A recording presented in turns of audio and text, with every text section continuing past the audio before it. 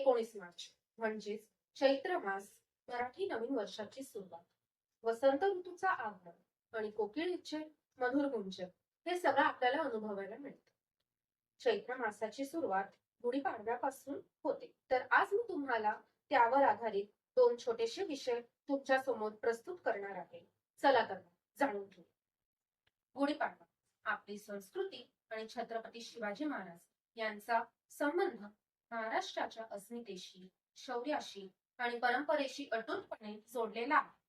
हा सण केवळ नवीन वर्षाची सुरुवात नाही, तर तो आपल्या गौरवशील इतिहासाचा आणि संस्कृतीचा एक महत्वाचा भाग आहे.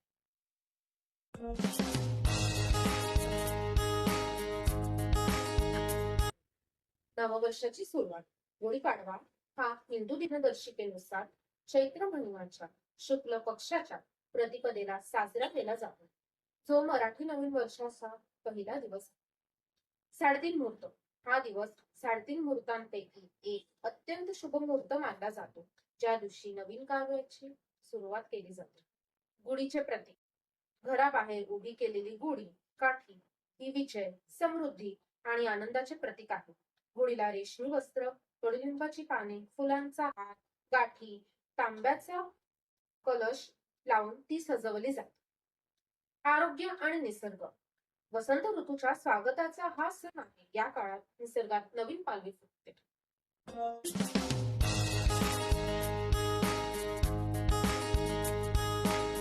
गुढीपाडवा आणि छत्रपती शिवाजी महाराज. विजयाचे प्रतीक. गुढीपाडवा हा केवळ धार्मिक नाही, तर ऐतिहासिक विजयाचा दिवस मानला जातो. छत्रपती शिवाजी महाराजांच्या काळात आणि त्यानंतरही हा दिवस परकीय आक्रमकांवरील मराठ्यांच्या विजयाचे प्रतीक म्हणून साजरा केला जातो. भगवा ध्वज. शिवाजी महाराजांनी स्वराज्य स्थापन केले आणि भगवा ध्वज फडकवला. गुढीपाडव्याला गुढी उभारून त्याद्वारे स्वराज्याचा विजय आणि अभिमान साजरा केला जातो. ऐतिहासिक संदर्भ. काही समजुतीनुसार शालिवाहनाने शक राजाचा पराभव करून त्या दिवशी नवीन कालगणना शालिवाहन शक सुरू केली होती. शिवाजी महाराजांनीही शिवशक सुरू करून स्वतःच्या कालगणनेची मुहूर्तमेढ रोवली होती. गौरवशील परंपरा.